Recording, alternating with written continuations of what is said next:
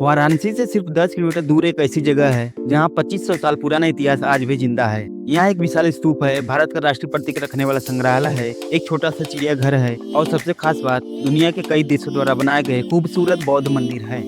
लेकिन इस जगह की सबसे बड़ी पहचान यह है कि भगवान गौतम बुद्ध ने अपना पहला उपदेश यहीं दिया था। दोस्तों, आज के इस ब्लॉग में हम आपको घुमाने वाले हैं सारनाथ। यहाँ पहुँचकर हम लोग देखते हैं कि गर्मी के समय में भी अच्छी खासी भीड़ है। सड़क के किनारे दुकानें हैं जिस पर सुंदर सुंदर मूर्तियाँ और कुछ खाने पीने की चीजें बिक रही है। लोगों की इस भीड़ के साथ हम लोग आगे बढ़ जाते हैं और सबसे पहले जाते हैं सारनाथ के मुख्य मंदिर में, जहाँ पर भगवान गौतम बुद्ध की एक सुंदर सी मूर्ति स्थापित है। चारों तरफ हरियाली और सुंदर से मंदिर में सब लोग बिल्कुल शांत होकर भगवान बुद्ध की मूर्ति का दर्शन कर रहे हैं। तो हम भी इस स्थान को देखने के बाद बाहर निकल आते हैं और इसके बगल में ही पीपल के वृक्ष के नीचे बना हुआ एक सुंदर सा स्थान है जहाँ पर भगवान गौतम बुद्ध और उनके 5 शिष्यों का मूर्ति बनाया गया है। इसके अलावा यहाँ पर भगवान बुद्ध की छोटे छोटे कई मूर्तियाँ हैं और उन पर उनका नाम लिखा हुआ है। चारों तरफ एक चक्कर लगाने के लिए बौद्ध धर्म का घुमाने वाला एक चक्र लगा हुआ है जिसको लोग घुमा घुमा कर आगे पूरा परिक्रमा कर रहे हैं। अब यहाँ देखने के बाद आगे बढ़ते हैं और मुख्य मंदिर से पीछे रास्ता जाता है चिड़ियाघर का।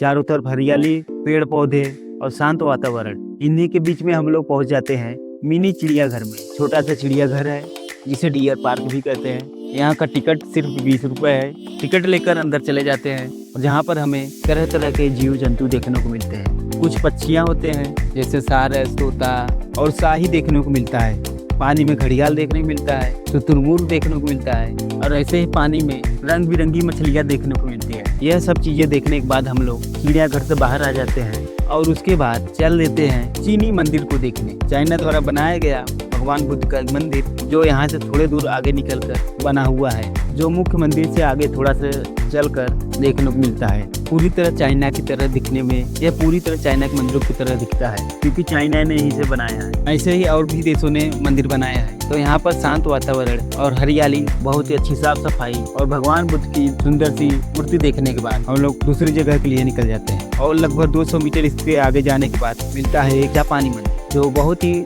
सुंदर और जापानी पद्धति में बना हुआ है। जापान देश द्वारा बनाया गया मंदिर और यहाँ पर है भगवान बुद्ध का लेटा हुआ मूर्ति। के साथ ही बगल में एक और जगह बना हुआ है जहाँ पर भगवान बुद्ध जिसके चारों मूर्तियाँ हैं और कुछ ज्यादा नहीं। उसके बाद हम लोग निकल के चले जाते हैं तिब्बती बौद्ध टेम्पल को देखने, जो कि तिब्बतन स्टाइल में बना हुआ है और यहाँ पर भी साफ सफाई, शांति और सुंदर वातावरण देखने को मिलता है। मंदिर में प्रवेश करते हैं और इसको देखने के बाद अब आगे चलेंगे कंबोडियन मंदिर देखने। कंबोडिया देश द्वारा बनाया गया कंबोडियन बौद्ध मंदिर और बौद्ध भिक्षुओं के लिए रुकने का स्थान। फिर कंबोडियन मंदिर को देखने के बाद निकल जाते हैं चौखंडी स्तूप की तरफ, जहाँ पर 20 रुपए का टिकट है और एक बड़ा सा स्तूप बना हुआ है। उसके अलावा यहाँ पर चारों तरफ हरियाली है। तो इस स्तूप के प्रांगण को देखने के बाद, यहाँ पर घूमने के बाद हम लोग और आगे जाएंगे जहाँ पर हम लोगों को मिलेगा 80 फुट का बहुत ही बड़ा और विशालकाय दिखने वाला भगवान बुद्ध 80 फुट का मूर्ति और लोगों की काफी भीड़ भाड़। और इसी एरिया में है थाई टेम्पल, थाईलैंड देश द्वारा बनाया गया थाई टेम्पल।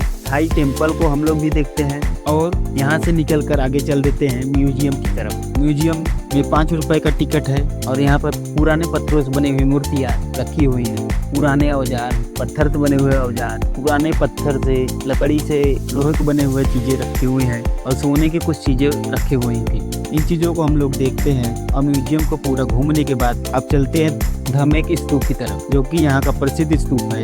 बहुत ही बड़ा और बहुत ही विशालकाय है। इसमें प्रवेश करने के लिए फिर से 20 रुपए का टिकट लेना होगा। टिकट लेकर हम लोग अंदर चले जाते हैं। यहाँ पर उत्खनन से प्राप्त हुई चीजें हैं, पुरानी ईंटें बनी हुई है, काफी दूर में यह फैला हुआ है और इसके आगे बढ़ने पर धमेक स्तूप भी है। साथ ही यहाँ पर चारों तरफ हरियाली, सम्राट अशोक का स्तंभ, पंचायत शैली का मंदिर उत्खनन से प्राप्त है। धमेक स्तूप के आसपास काफी हरियाली है और स्वच्छता तो बहुत ही बढ़िया है।